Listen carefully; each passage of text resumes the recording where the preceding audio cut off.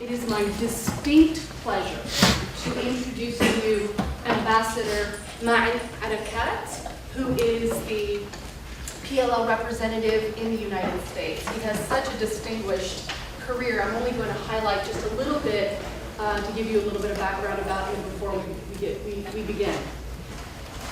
Ambassador Areikat served for 11 years at the Negotiations Affairs Department of the PLO in Ramallah, most recently as its Deputy Director and as the Coordinator General.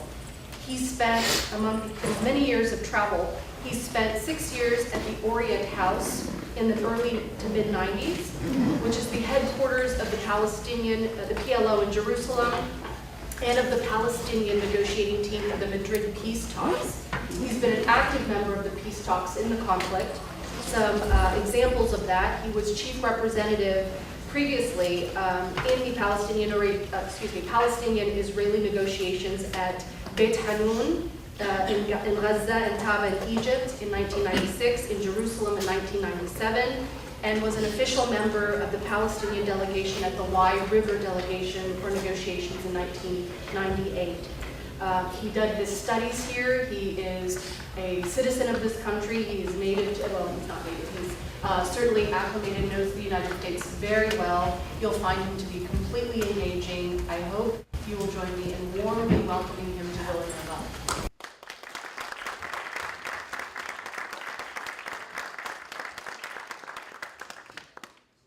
Thank you, Hiba. Do I need to talk to this, or you can hear me like this? Right. Okay. Right. No. Okay. Thank you very much for the kind introduction. And first of all, I would like to thank the Center for Arab and Islamic Studies at Villanova University for inviting me to speak. And I was at the United Nations last week with the Palestinian delegation. And the president gave a speech which he said that the Palestinians are going to be seeking membership at the United Nations. If some of you remember, last year we went to the United Nations in order to seek full membership status. And the only way to do that, we have to go through the Security Council. This is the only way that any country can seek admission at the United Nations, to go through the Security Council. It's no secret that the United States managed to torpedo the Palestinian effort of seeking the quorum needed, which is 9 votes of the members of the Security Council, the 15, the 5 permanent members and the 10 non-permanent members. 9 of them must vote in order to take the issue to a vote at the UN Security Council to decide whether to accept the membership of Palestine at the United Nations or not. Before we went, we knew in advance that the United States was going to veto our bid at the United Nations. But nevertheless, we took the case and failed to obtain the 9 votes needed to present it to the UN Security Council. When we went last year, we said the reason we are going to the United Nations was because in our conflict with Israel, you have 2 parties that are not equal. They are not at par. And in international politics, when a party has the upper hand, they can always dictate the terms on the other party. We, the Palestinians, have and continue to be the occupied people. The Israelis continue to be, they have been, and they continue to be the occupiers. The land in which we live, the West Bank, the Gaza Strip, and East Jerusalem, are considered by international law, by the United Nations, and by this country, the United States of America, as an occupied territory. Nobody, including the United States of America, does recognize Jerusalem as the capital of Israel. So any talk about a disputed territory, a contested territory, the Israelis are saying is not a true reflection of the actual situation on the ground. Since 1967, we have been for the last 45 years under a brutal military occupation by the state of Israel. Today, the Palestinians do not have control over any piece of land except 18% of the West Bank, while the rest of the authority and the control remains in the hands of the Israelis. We continue to advocate a two-state solution. In 1988, the Palestine National Council, which is the highest Palestinian legislative council or legislative body, for the first time recognized UN resolutions 242 and 338, which called for an end to the conflict in a peaceful manner and the acceptance of the state of Israel. And we said in 1988 that we will accept the establishment of a Palestinian state on 22% of what used to be historic Palestine. The West Bank, the Gaza Strip, East Jerusalem constitute only 22% of what used to be historic Palestine. 88, 24 years later, Israel is trying to bargain with us or to compromise with us on what we called at that time as a historical compromise. They want to compromise on the 22%, hoping that we will accept that they can take 10% out of the 22%, leaving us, of course, of nothing. No attributes of sovereignty, no control over our natural resources, no control over our airspace, no control over our water resources, no control over our international borders, nothing whatsoever. They want us only to enjoy some improved form of autonomy where we remain under their direct security and military control. This is something we, as Palestinians, will never accept. Anything short of an end to the Israeli military occupation of our land, anything short of the establishment of an independent, sovereign Palestinian state in the West Bank, Gaza, East Jerusalem, that can live side by side with Israel in peace and security, is not acceptable to us. We recognize Israel's right to exist many times. In 88, in 1993, when we exchanged the letters of mutual recognition between the PLO and Israel as a result of the Oslo Accords that were signed in Norway and then were signed here again at the White House in the presence of President Clinton in 1994, we recognized Israel's right to exist and we deleted clauses from our national charter in 1996 that called for the destruction of the state of Israel.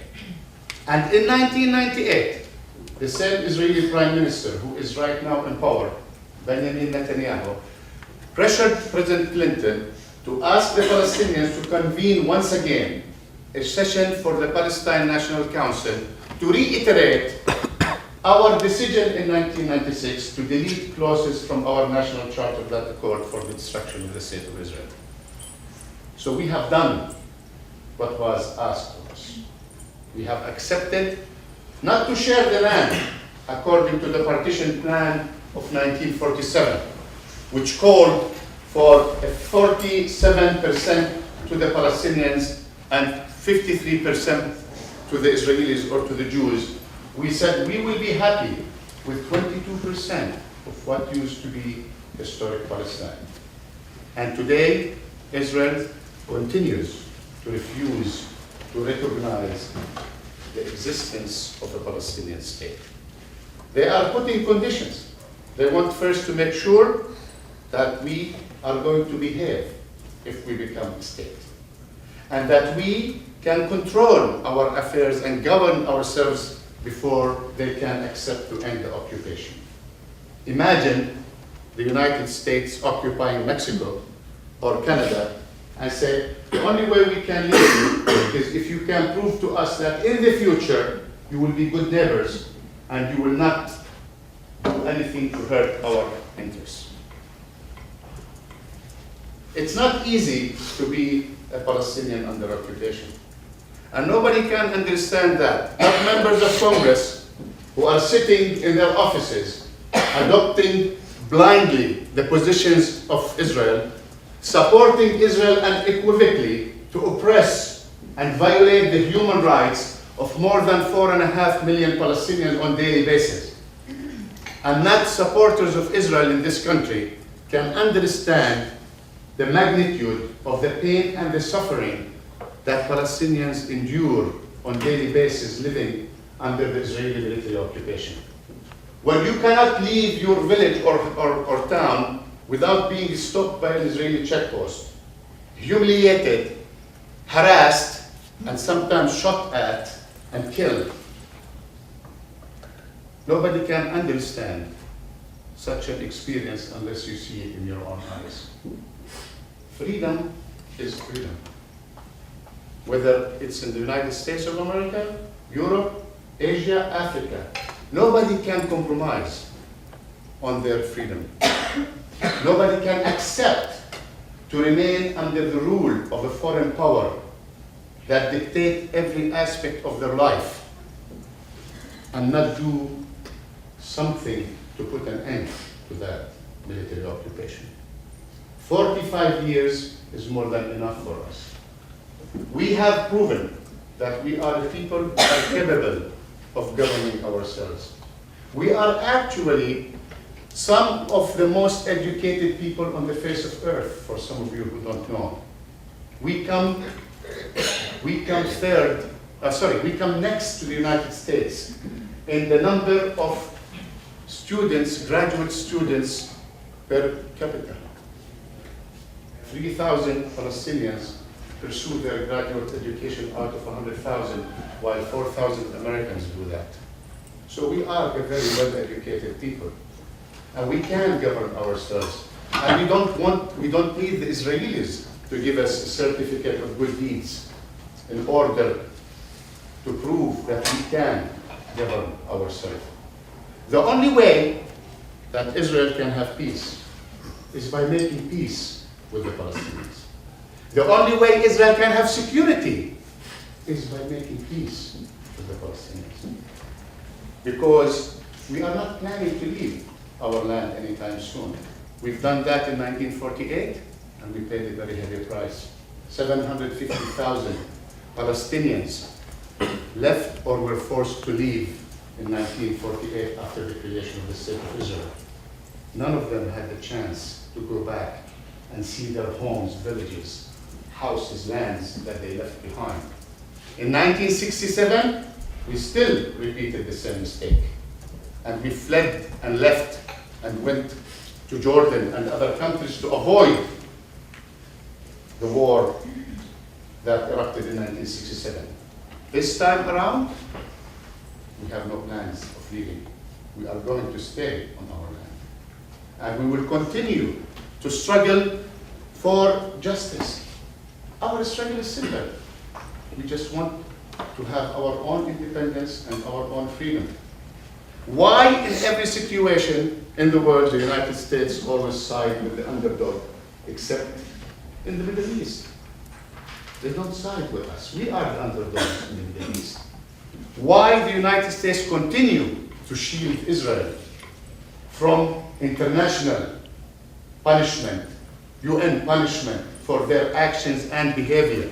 Use vetoes to abort UN security resolutions against settlements, against illegal policies that even this country condemns on a daily basis. Why does the US Congress provide unequivocal support for Israel when they know very well that the Israelis are systematically violating the human rights of the Palestinian people? What kind of democracy are they talking about? What kind of defending human rights they are talking about? Who are they trying to fool? When they support the people of Libya and support the people of Egypt and Tunisia, and then when it comes to the Palestinians and the Israelis who are suffering from this brutal military occupation, none of them has the courage and the decency to stand up and say what we are doing there is also wrong. It doesn't matter whether Israel is our ally, our friends or not. They should not be doing what they are doing to the Palestinian people. They should end their military occupation. We are not going to turn our eyes to the other side. If Israel is not behaving according to international law, we are going also to say that clearly and openly.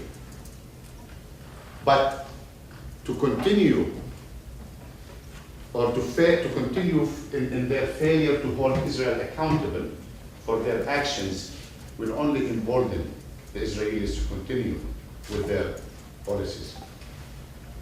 It's not easy to be a Palestinian under occupation. It's not easy to be a Palestinian in this country too. I remember when I went to school a few years ago, I don't want to make it sound like it's been a long time ago, it was difficult to tell people that I was a Palestinian. Difficult. What they had in their mind, people who only carry out attacks, violence, and it was really difficult to do that. Today, it's much better than what it used to be. People can relate to us. People can understand that we are the only people who are under a military occupation in the world. We are the only, the Israeli military occupation is the only remaining military occupation on the face of the earth. It's time for that occupation to end. It's as simple as that. We are a people who are seeking peace. We want to live in Israel. We don't want to destroy Israel. This is a big lie. They are the ones who want to destroy us. They are the ones who want to deny us the legitimacy. We are not trying to deny them their legitimacy. Why are they against our bid to join the United Nations? Wasn't it the United Nations that created the State of Israel in 1947? Why can't we go to the United Nations and say, hey, we are also entitled to be a state, to be recognized by the United Nations? So we are not seeking to delegitimize Israel or to destroy Israel. All what we are seeking is to put an end to this military occupation and allow our people to live in peace, dignity, and honor. And I think this is a legitimate demand that should be supported by the people of the United States and by the government of the United States. It's time that this country stood for its principles. You cannot be built on the foundation of justice, liberty, and equality, and at the same time provide support, unlimited support, to a country that is oppressing and violating the rights, the national rights, and the human rights of another people. That's hypocrisy. That's double standard. So we continue to extend our hand to the Israelis if they want to make peace. Time is not on our side. Time is not on their side. Israel today is faced with three options. One is to keep the current status quo situation as is. They have a very prosperous economy. They have a very strong army thanks to the United States of America. They have a very strong society. They are a country who managed to build themselves in such a short period of time, but with a very generous support from the outside world. It wasn't all an Israeli success story. There was a lot of support that came to them from their diaspora, from Europe, from the United States. So they don't feel pressed to end the conflict with the Palestinian people. Why should they? If the United States is supporting them 100% blindly, if we go to the United Nations, we issue a veto. If we want to join the United States, the United Nations, the United States will block our efforts. Why should Israel care? What incentive does Israel have to sit down with the Palestinians and end the conflict if they can rely on this unlimited blind support that is offered to them by the United States? If they cannot be held accountable, why should they sit with the Palestinians to end the conflict? They can maintain that status quo. Because they have the upper hand and they have the power and the military means to do that. But this will lead, if it hasn't already started to lead, to a system in the occupied Palestinian territory, an apartheid-like system where you have different regimes in the occupied Palestinian areas. One where settlers reign and control, extreme settlers, who this year alone, until today, carried out more than 550 attacks against Palestinian civilians, against mosques, against churches. Yesterday, they attacked a church in the old city of Jerusalem. It's no more mosques, it's no more Muslims. Now it's Christians also targeted. The monasteries and the churches are targeted because when they listen to their government and they see the extreme policies of their government that does not promote tolerance, they become blind. It's not a Muslim or Christian, both are the same. So they have a situation where we have a regime that favors settlers, we have occupied territories, and that would lead eventually to an apartheid-like system where Palestinians will be discriminated against under occupation. Or Israel can do option two, accept the two-state solution that we are still, unfortunately, promoting today, despite the fact that Israel is undermining, that we are still promoting, despite the fact that Israel on daily basis is undermining that option. We still are calling for the creation of a Palestinian state that can live side by side with Israel in peace and security. But we will not accept a state that will be denied or deprived of the attributes of sovereignty. To control our borders, our airspace, our territorial waters, our natural resources. We're not going to be a protectorate under the occupation. So this remains to be our most ideal option. I know when I talk to my own people in this country and elsewhere, they tell me you are a dreamer. What two-state solution are you talking about? Israel confiscated everything. They are building settlements on daily basis. There are no more land for you to have your own state. So what are you talking about? Still, we believe that this is the most ideal solution. State of Israel, state of Palestine, living side by side in peace and security as good neighbors, and ending the conflict once and for all. Now, if Israel wants to maintain the status quo and does not want a two-state solution, then what we need to end up with is a binational state. We don't support that option. Many Palestinians do.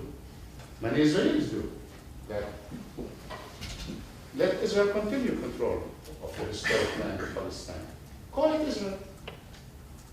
It doesn't matter. Names today don't matter. Call it whatever you want to call it. But you have to give equal rights to your citizens. If you want the Palestinians to continue to live in the state of Israel from the Jordan River to the Mediterranean Sea, then we are entitled to equal rights. And the Israelis have to provide us with equal rights. This is the demography of the conflict. Because in 25 years, the number of non-Jews living in the land of historic Palestine will exceed the number of Jews living there. And Israel, the Israel in the mind of the Zionists and the supporters of Israel, of the Jewish homeland, will no longer be valid. So it's Israel's choice. We are staying, we're not leaving. They want to keep the status quo, they have to be prepared for the consequences of creating an apartheid system there.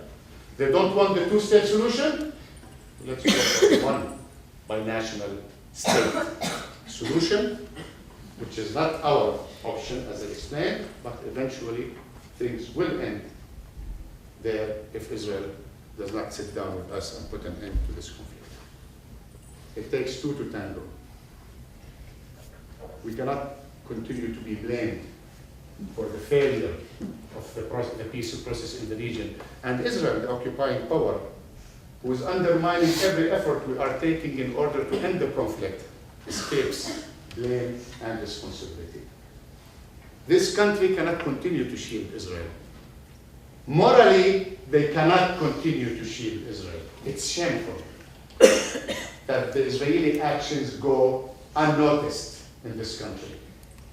The attack on the monastery yesterday came in the Washington Post today as this big of an item under 10, 15 other items. If it was a synagogue, if it was a settler, it would be on the first page of the Washington Post.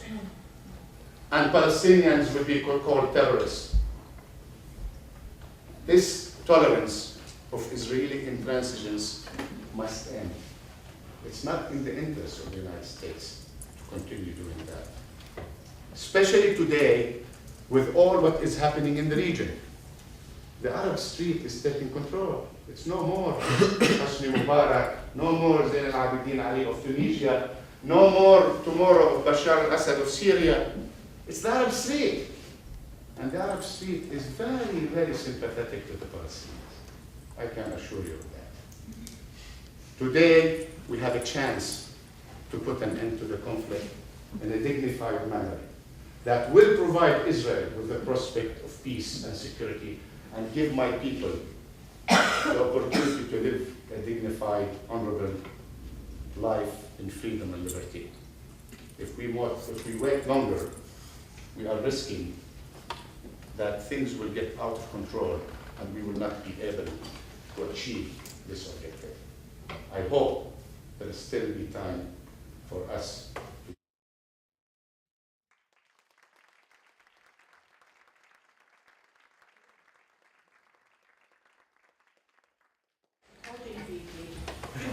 All right, so we have the rare opportunity to speak to a PLO representative at Villanova. I know there's going to be like 6 hands that go up immediately when I say, are there any questions? Yes, please, go ahead. I actually have 2, but I'll start with one, which is Jewish friends of mine who are basically rational people and stuff some of them have a blind spot about this issue. And they come up again and again with, what about Gaza?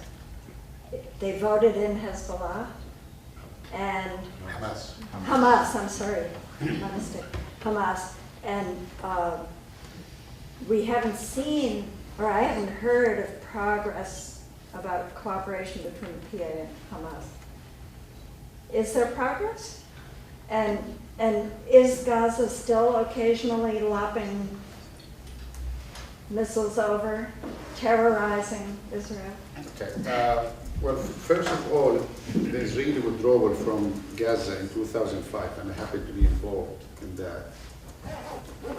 Not involved in the discussions with the Israelis because they refused to talk to us about withdrawing from the Gaza Strip. They refused, in spite of our repeated calls that you need to sit down with us and coordinate it. You cannot do it unilaterally. So they refused to do it and decided to leave the Gaza Strip without coordination with the Palestinian Authority. Now, they removed their settlers and army from the Gaza Strip. They offered to keep the settlements. We said, no, thank you. You can take your settlements and settlers with you, because in any future agreement, we will not accept that any settlements or settler to stay unless there is an agreement to exchange land swaps in which they will compensate us for whatever amount of land that they will keep. This is subject to discussion. It's no secret that we discussed that with them in the past. So their withdrawal was uncoordinated with us. It was unilateral. They removed their settlers and army, but they continued to besiege the Gaza Strip. Gazans cannot leave the Gaza Strip ever, except through the Egyptian borders, which have been opened occasionally. So technically, Gaza is still under occupation. No fishermen, Palestinian fishermen, can go into the sea. The land crossings are blocked by the Israelis. And, I mean, we don't want to mention the attack on Gaza in 2008 that left 1,400 Palestinians killed because of one soldier who was taken captive. 1,400 Palestinians lost their lives in their effort to free the soldier who was freed eventually early this year. So Gaza was turned into a big prison. There was no end to the occupation. In order to put an end to all this violence and counter-violence, you have to reach real peace. Real peace can be achieved when Israelis accept to end their occupation of the Palestinian people. And the Palestinian people will be ready, willing, and able to provide Israel with the security they need. For the last 6 years in the West Bank, there has been no single incident in which an Israeli was killed. The Palestinian Authority managed in 6 years to provide security in areas under their control that the Israeli army failed to do when they occupied our land and when they controlled our land. It is in our interest to provide security to our people and to our neighbors. But if the Israelis continues with the mentality of occupation, if they continue with the mentality of the master and the slave, that we tell you, you are the subordinates, we tell you what to do. We'll let you leave today, but tomorrow we'll close it. You can go today, but tomorrow you can't. It does not work this way. No people can tolerate that. So, to put an end to this, we have to reach real peace that will end the Israeli military occupation, provide Israel with the peace and security that it needs.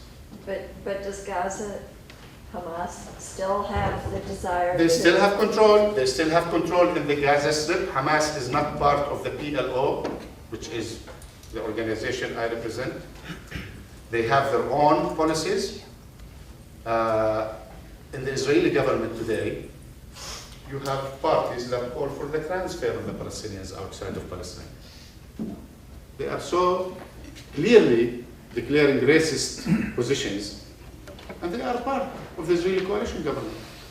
So, as long as Hamas is not part of my authority, not part of my government, I cannot speak on their behalf. I am telling you, I want a two-state solution where Israel and Palestine can live side by side in peace and security.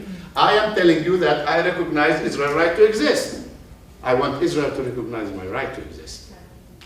Hamas, one day, they will come to their senses as well. But when they see Israel continue with their occupation policies and humiliation of the Palestinian people, it's difficult to see any change in their position anytime soon. Questions on this side? Yes, go ahead. Countries around the world are often critical of the United States of overstepping their boundaries and issues that they believe they shouldn't be involved in. If the United States were to back Palestine in becoming a UN member, do you think other Middle Eastern countries would see that as one of those instances? And also, if the United States backed Palestine, how would Palestinians receive the United States, considering their relationship with Israel? Well, let me tell you something. I mean, I put aside the fact that I received my education here and then I'm a citizen of this country as well. Some people may wonder how do I represent a country or an entity if I'm a citizen of the United States, because the United States does not recognize Palestine as a state yet. The minute they do that, I have to do one of two: either quit my job or denounce my U.S. citizenship, because you cannot do it. And the Israeli ambassador in this country did it, by the way. Michael Oren, the Israeli ambassador, was a U.S. citizen, and he renounced his citizenship when he was offered the job of being an ambassador to Israel. So I'll tell you one thing. We have nothing but a positive opinion and view of the United States of America. I think most of the world have a positive view of the United States, except when it comes to their foreign policy. I don't think you have good foreign policy. You never had good foreign policy. And in the Middle East, in particular, you are making a mistake after the other. Now, I'm not telling you that if they solve the Palestinian-Israeli conflict, all all America's ills and problems will disappear, evaporate. That would be too naive or so naive to say. But you are talking about 1.3 billion Arabs and Muslims. The United States has a lot of interest with these countries. Forget oil. Although I believe part of the reason the United States went to Iraq was oil. Why not Syria? Because there's no oil. Libya, there was oil. It doesn't take a genius to figure it out. Okay? But they could never understand the mentality of the people of the Middle East. We view the United States as a very advanced, very prosperous country. We have a very positive opinion of the American people. And people who come here and study here go back and say that. You know, how humble, modest, down to earth, friendly. And we compare you guys with people in Europe. You know, the people who ruled you before here, you know, speak the same language, you know. We compare you to them and to others, you know. But when it comes to foreign policy, the United States needs to have a completely different approach. They cannot continue to use double standards. They cannot. They cannot support the struggle of a certain people in a country and go to the United Nations to invade another country because they violated international law and they violated UN resolutions, and at the same time support another country that is violating the human rights and the national rights and on daily basis in another country. I mean, we see things. We can read them easily. So the US needs to take a different approach that hold everybody accountable to their actions and behavior. It's not enough to blame me when I don't do my responsibilities, and when the Israelis don't, well, they are our allies. They are our only ally in the Middle East, you know. We have shared values with them. But those Palestinians and Arab Muslims, no, we don't have shared values with them. They are aliens. They don't have anything in common with us. We are part of a Muslim nation that are rich in culture, rich in history, rich in civilization. Your algebra today that you read is an Arab Muslim invention. Your chemistry, so many things that you study, sciences, everything was invented by Arabs and Muslims. Things you don't know about that because they don't talk about it. We have a very bright side. And we are like every other nation. We want to live peacefully, in dignity, without interference from anybody else. So as long as the United States does not understand the mentality of the Arabs and the Muslims and continue to repeat the same mistakes there, thinking that because some of the countries there need the United States that they can continue to promote their policies there and get away with it, they will find out sooner or later that they are wrong. So you need to have a different approach based on understanding exactly what is it that the peoples of the Middle East need, how we can bring them together in order to allow for all of them to live together in peace and harmony, and not to side with one side at the expense of the other.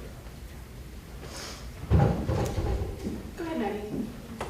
Speaking from an international relations perspective, how would you recommend the United States, if they were to lessen their support for Israel, still maintain credibility with their other allies around the world? Well, I'm not, listen, we are realists here. I mean, you know, there is realpolitik here. I don't expect the United States to lessen its support for Israel.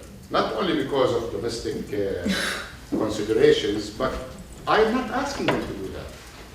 On the contrary, I sometimes believe that the fact that they have good relations with Israel could help in convincing Israel to become more reasonable and not to continue to defy the United States. Israel is actually defying the United States. When a friend helps a friend, and the friend comes to that friend and say, you know, please, don't do this because that could harm, undermine my interest, a good friend will listen. Especially with all the support that they are getting, the 3.5 billion annually. This is what's declared, of course. There are billions that we don't know about. There are organizations in this country that are using laws in this country, the non-profit organizations, to send money to help settlers build settlements in the Palestinian areas. Money goes out of this country as tax-free money to settler groups by certain people in this country to build illegal settlements in violation of US policies. And the United States is not doing anything about it. They are not doing anything about it. So we don't want them to listen to their support. We just want them to take a more balanced approach. Hold everybody accountable. Hold them to the same standards.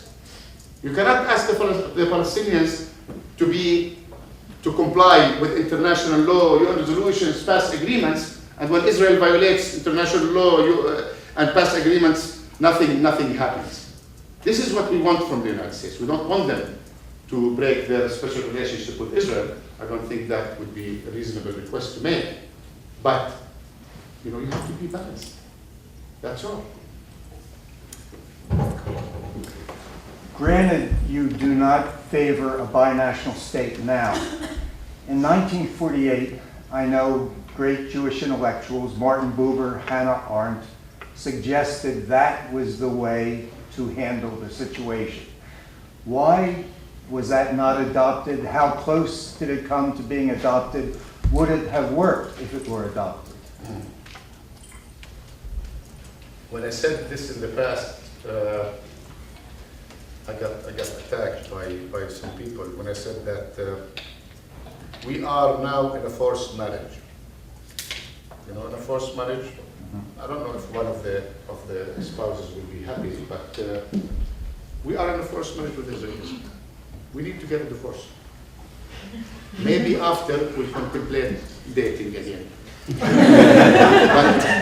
at this time, I want a divorce. For God's sake, I don't want to be ruled by their army. I'm coming to divorce. In order to develop my national identity, that has been very much suppressed, crushed by the Israelis over the last 64 years from the day Israel was created. I need to be able to build my country, my national identity, free of any external influence, especially Israeli influence. After I am getting that chance, and after they also get used to not occupying the Palestinians for a change, okay, maybe we can contemplate coordination, cooperation between the two sides. The reason I'm against the issue of the binational state,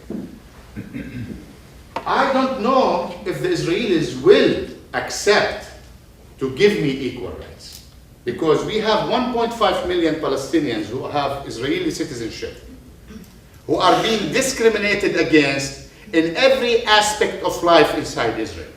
1.5 million. And they are fighting on a daily basis to preserve their rights. So if I say let's go for a binational state, add 1.5 million in Israel, and 3 million in Gaza Strip, and 3 million in the West Bank, so that will be like 6 million versus 7 million Israelis. Who guarantees that Israel will give me equal rights? So I'm going to continue to be struggling to achieve equality in a society where Israel continues to have the upper hand.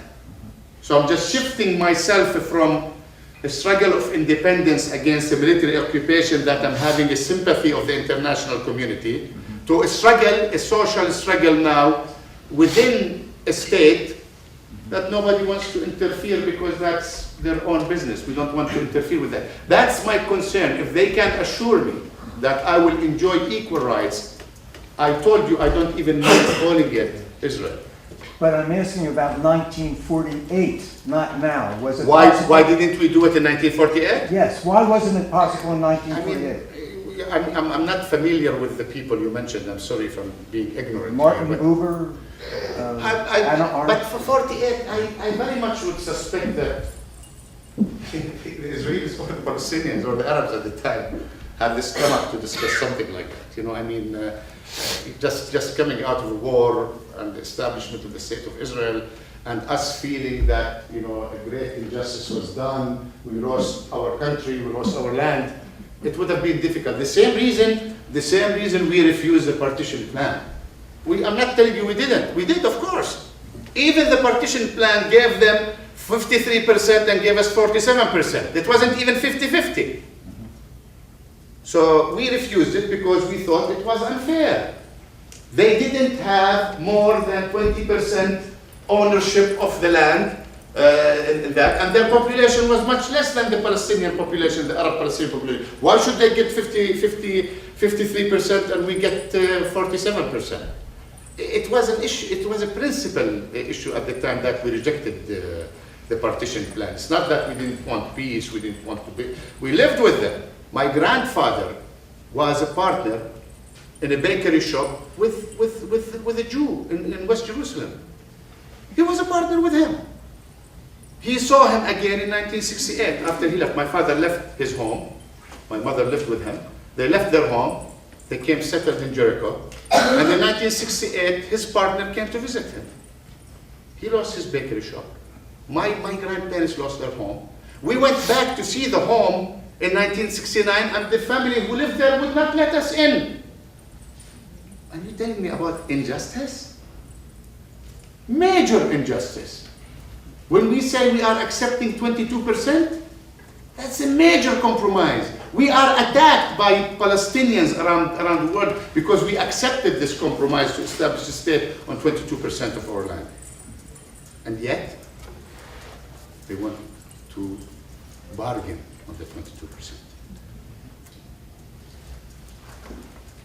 Claire? What, if any, was the PLO's reaction to President Obama inserting into the Democratic platform that Jerusalem is considered and always will be considered the capital of Israel, when it had previously been a topic that needed to be settled between the two parties? They call it the silly season. This is the silly season, even administration officials. Oh, this is the silly season, the election season, they call it the silly season. We don't pay attention to things that are said before elections. How many presidents of the United States said they would transfer the embassy of the United States from Tel Aviv to Jerusalem? How many? Since the days of who? I mean, 30 years ago they've been saying, okay, once we win, we will move it. When they take office, they understand this is not campaigning, this is governing. This is a country, if they do something, the impact will be felt in Australia. Okay, so it's not something easy that you know. And you watch the Democratic National Convention, and you saw. I thought that was a fiasco, a joke. When he calls out the vote 3 times, and you could hear that those who are opposed are more than those who accept it, and then he passed it. Give me a break. You know, I mean, it was on TV. But this is politics. This is politics. I mean, you know, we deal with real positions and real policies. We don't deal with election platforms or campaign platforms. Okay. Questions on this side? Anyone? This is a silent majority. Yes, go ahead. Okay.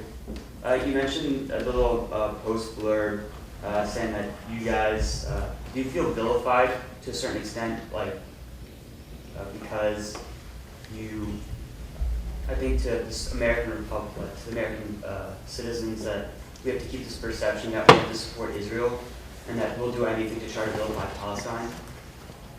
Repeat, I didn't hear the first 2 words of the question. Do you feel vilified in the through the American public, through the American media? No, I don't. Not as Palestinians. I think we have a larger problem with the media. It's part of the classical ignorance in this country. You know, I mean,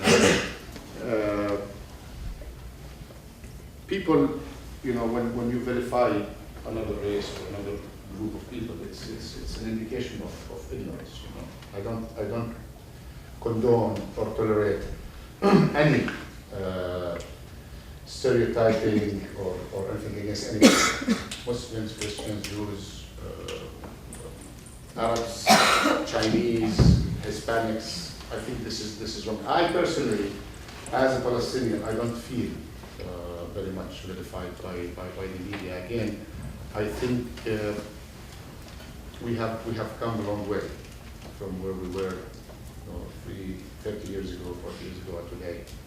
And there is an increased interest in what is going on in the Middle East. I mean, with all the bad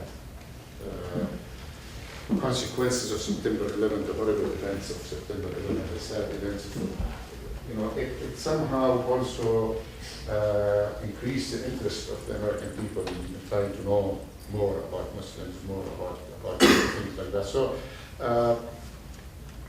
I don't think that we get a fair treatment in the media, but I mean, I'm not here to blame them for that. I think we also share some of the blame for not doing enough, maybe, to reach out to different segments and try to explain to them what our position is.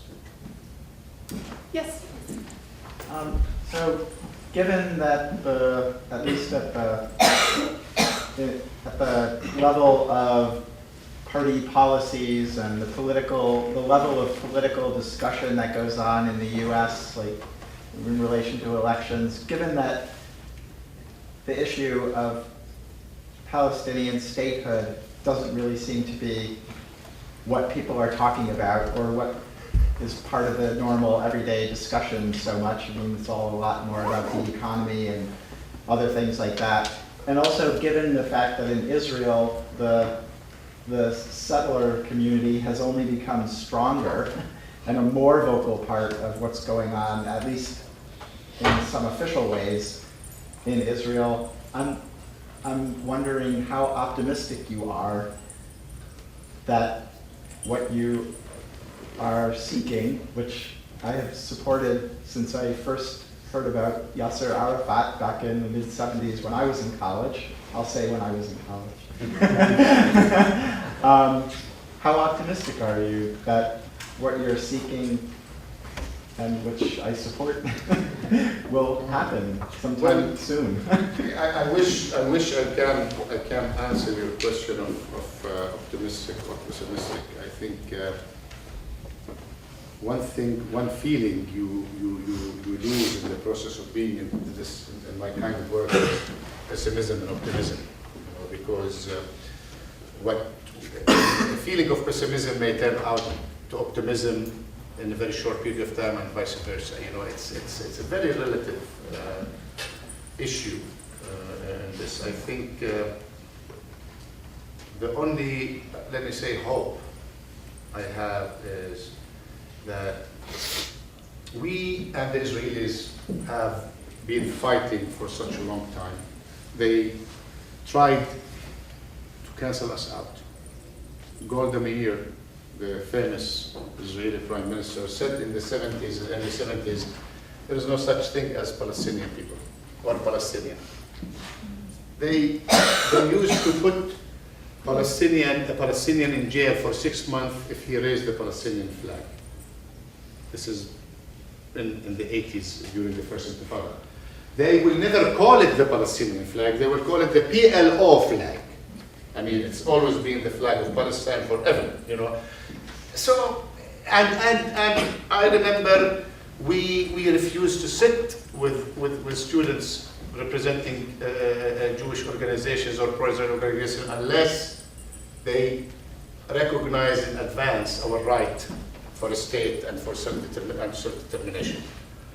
So, after years of conflict and each other trying to cancel the other out, denying the right of the other to have, denying the right of the other to be on that historic land. Okay? I think we reach a conclusion that fighting, war, violence are not going to achieve anything. The best way is to accommodate, to sit and talk, and try to find a common ground, an agreement that will last for generations to come.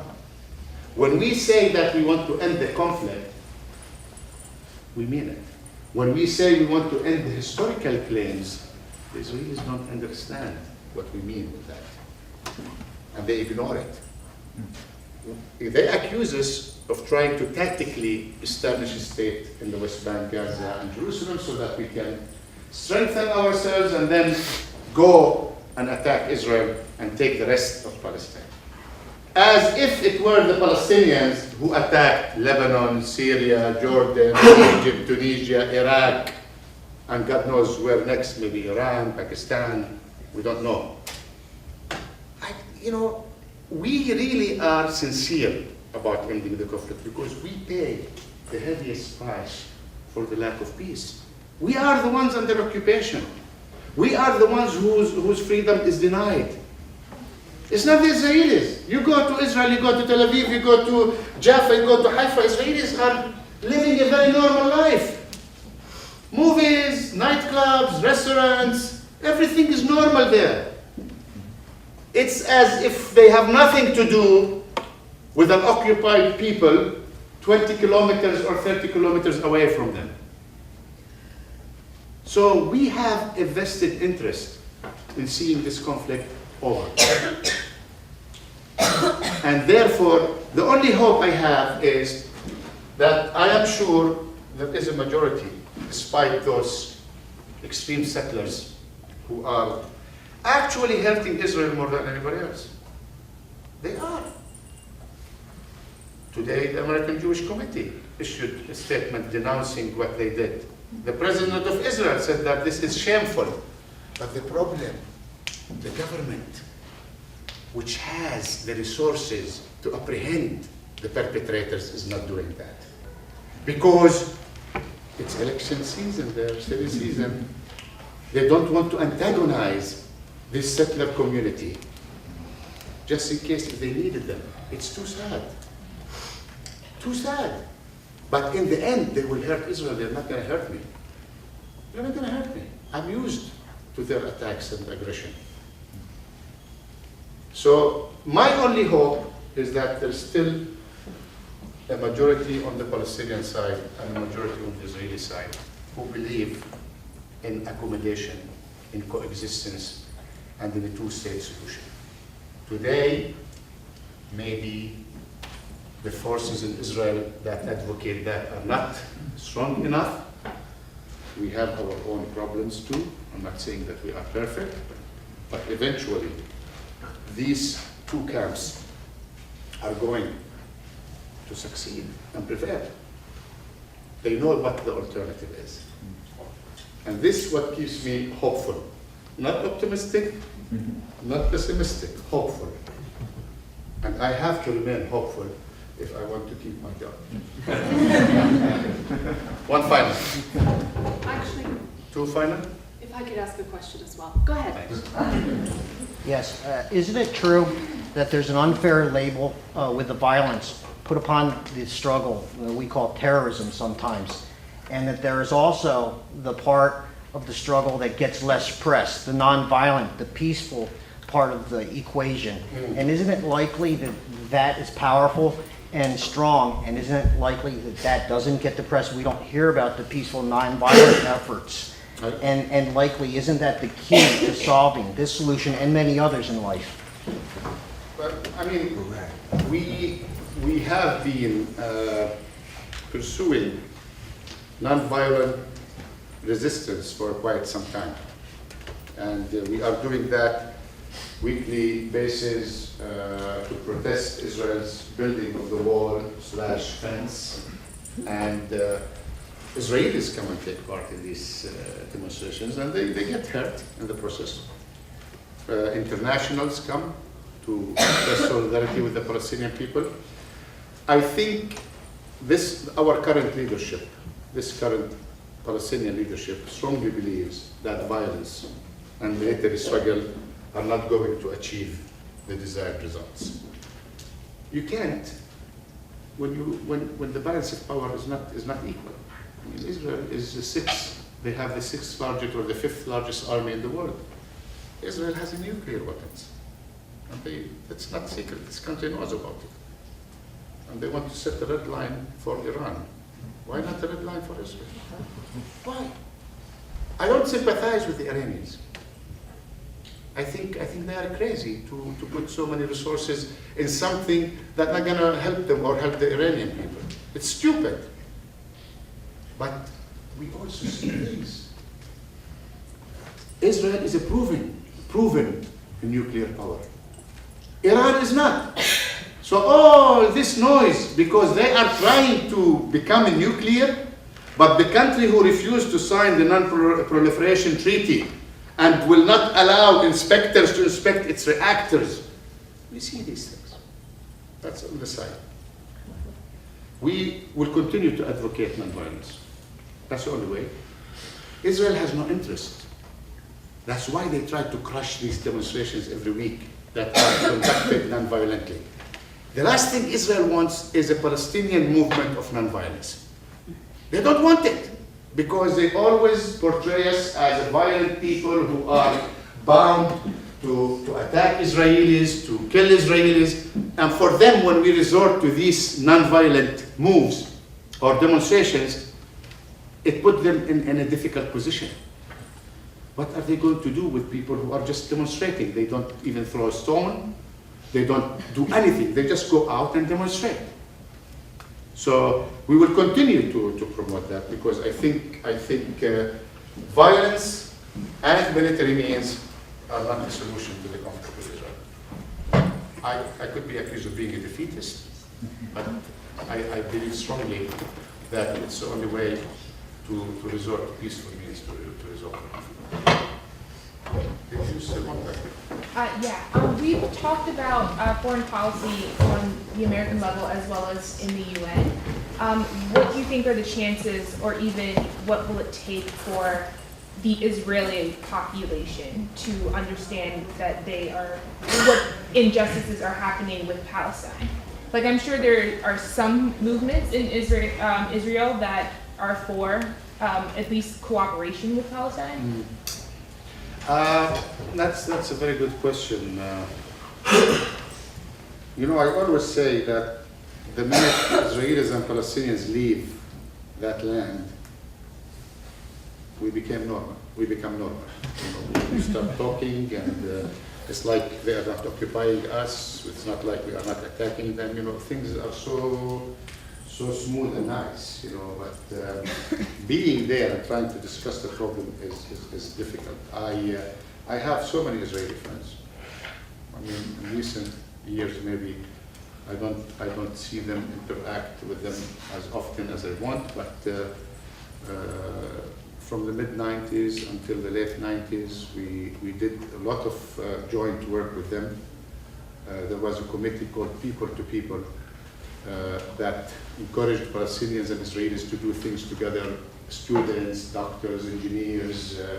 Until today, there are certain areas of cooperation, but unfortunately the overall political environment is preventing Palestinians and Israelis to mingle together.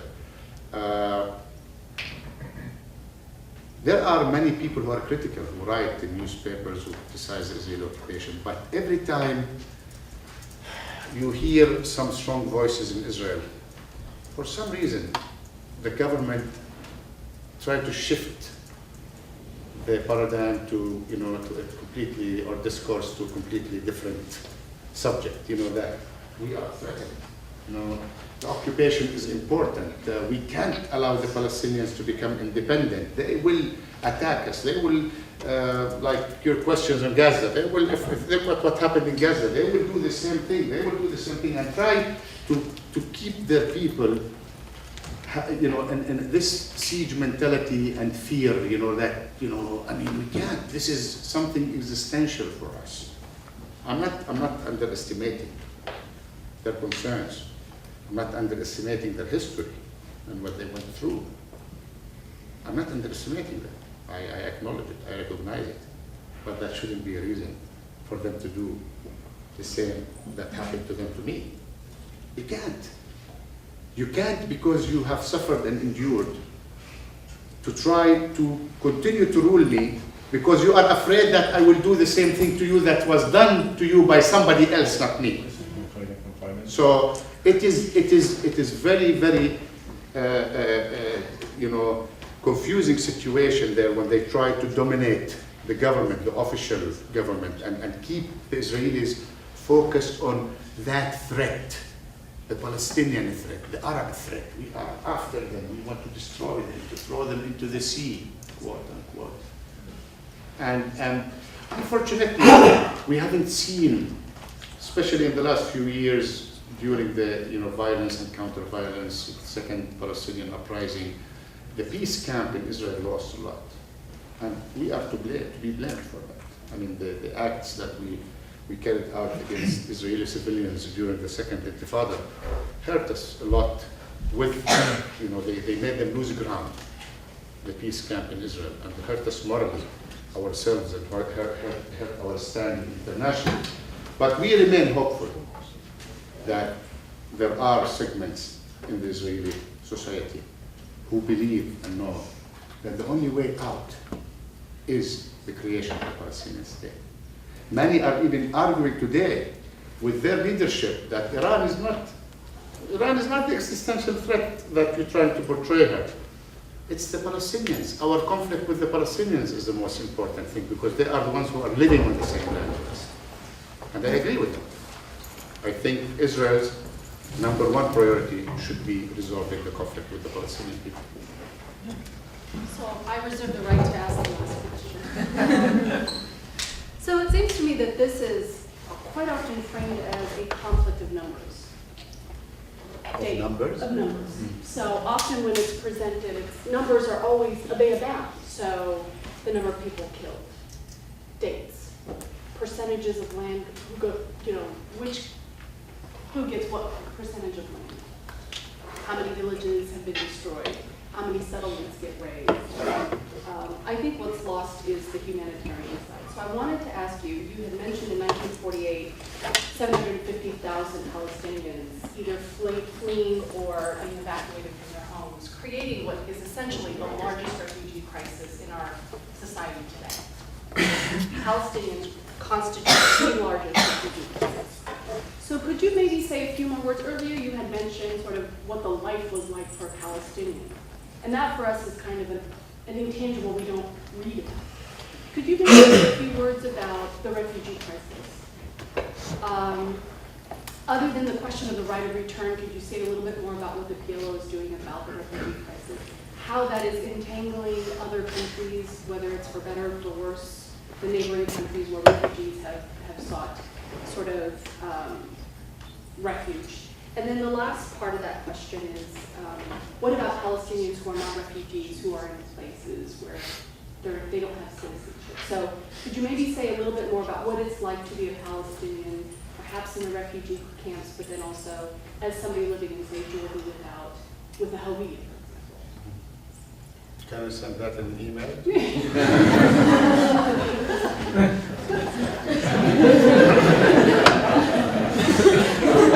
I have all the time, but let me say the Palestinian refugee problem is a core problem in the conflict. 750,000 people left or were forced to flee, and unfortunately, not too many of them are still alive today. I mean, their descendants are alive. We, in 2002, adopted the Arab Peace Initiative, which used to be the Saudi Peace Initiative, and then it was turned into the Arab Peace Initiative. We adopted their language on the refugee problem. Which said, a just and agreed resolution to the refugee problem based on UN General Assembly Resolution 194. Now, 194, you can all Google it, United Nations General Assembly Resolution 194 was issued, excuse me for my ignorance here, sometime in 1948, called for the return Israel to allow Palestinians who fled their homeland to return immediately to their country. And of course, 64 years later, not one single refugee returned. We are a large refugee population. I think 1 out of 6 refugees in the world is a Palestinian. 5.5 million out of 11 million Palestinians are registered refugees. It doesn't mean that they all live in refugee camps. I have people who live in Ramallah, which is a city, and registered refugees. They live in a house, not in the refugee camps. I am personally not a refugee. My mother was, my grandparents were, and it's a very emotional issue for us. It's a very emotional issue because, you know, these people left their homes, they left their furniture, they left everything behind when they left and didn't have a chance to return. And it's emotional for us and it's emotional for the Israelis as well. Because here you want to find a formula that is acceptable to both. Okay? I will give you an example. I have a brother and I have a sister who don't live in Palestine. They live outside. And they both are citizens of the countries they live in. And they have the Hawiyya, the identity card, that allows them to return to Palestine anytime they want. The last time my brother was home was 14 years ago. And the last time my sister was home was like 10 years ago. And they can't go back. So many Palestinians, even if you give them the choice to return to a Palestinian state, they will not return. They have established themselves in different countries and they will remain there. Now, some refugees live in more difficult conditions than others. For example, in Lebanon, we have close to 500,000. We have given them priority. Anytime we reach a solution with Israel, and Israel has no right whatsoever to oppose anyone who wants to return to a Palestinian state. They tried to dictate that number too. I mean, we're talking to them about the number that will go back to Israel, or what used to be Palestine, and they tried to dictate the number that will come back to a Palestine, new Palestine. We said, no, you have no business with that. We can absorb as many as we want. So the refugees in Lebanon will probably be given priority because their conditions are the most difficult. They are suffering a lot. In Jordan, they are citizens. They have equal rights. 2/3 of Jordan is Palestinian. In Syria, we have also 500,000. They have also been given much better privileges and rights than in Lebanon. Not like Jordan, but very close. So we're giving priority to certain countries. Lebanon is number 1. And the rest, it all depends on our capacity to absorb. It took Israel 10 years to absorb 1 million Russian Jews. 10 years.